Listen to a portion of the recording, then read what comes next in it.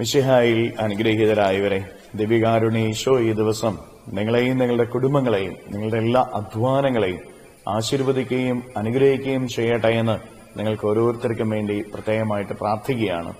കർത്താവിന്റെ സംരക്ഷണവും സഹായവും ഈ ദിവസം മുഴുവനും നിങ്ങളുടെ കൂടെ ഉണ്ടായിരിക്കട്ടെ.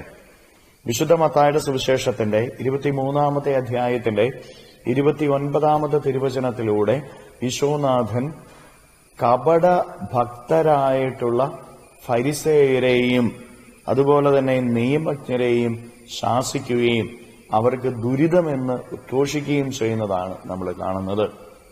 ദൈവം വെറുക്കുന്ന വലിയൊരു തിന്മയാണ് കപടഭക്തി.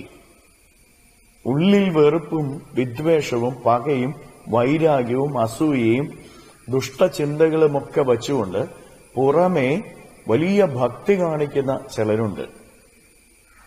പുറമേ നന്നായി ചിരിക്കുന്ന, നന്നായി സംസാരിക്കുന്ന, നന്നായി പെരുമാറുന്ന ചിലരുണ്ട്.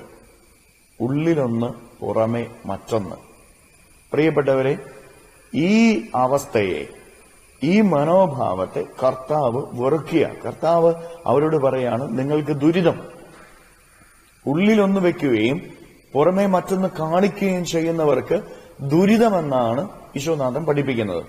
പ്രിയപ്പെട്ട ദൈവമക്കളെ, നമ്മളെ ഓരോരുത്തരെയും നമുക്ക് പരിശോധിച്ചു നോക്കാം.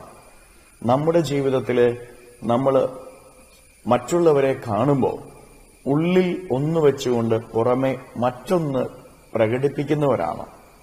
ഉള്ളി വെറുപ്പും വിദ്വേഷവും പകയും വൈരാഗ്യവും അസൂയയും അഹങ്കാരവും ദുഷ്ടചിന്തകളും ഒക്കെ വെച്ചുകൊണ്ട് മറ്റുള്ളവരെ കാണുമ്പോൾ നന്നായി പുഞ്ചിരിക്കുകയും നന്നായിട്ട് സംസാരിക്കുകയും ചെയ്യുന്ന മനോഭാവത്തിലുള്ളവരാണോ നമ്മൾ?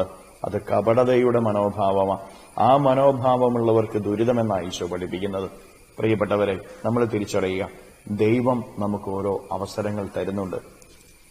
മനുഷ്യന്റെ ജീവിതത്തിൽ കുറവുകളുണ്ട്, മനുഷ്യന്റെ ജീവിതത്തിൽ ബലഹീനതകളുണ്ട്. എന്നാൽ ഓരോ മനുഷ്യർക്കും ദൈവം ഒരവസരം തരുന്നുണ്ട്. കാരണം ആരും നശിച്ചു പോകാനായിട്ട് ദൈവം ആഗ്രഹിക്കുന്നില്ല. എല്ലാവരും രക്ഷ പ്രാപിക്കണമെന്നുള്ളതാണ് ദൈവത്തിന്റെ പദ്ധതി. മറ്റുള്ളവരെ രക്ഷപ്പെടുത്തിയിട്ട് നമ്മൾ നാശത്തിലേക്ക് നിവദിക്കാനായിട്ട് പാടില്ല.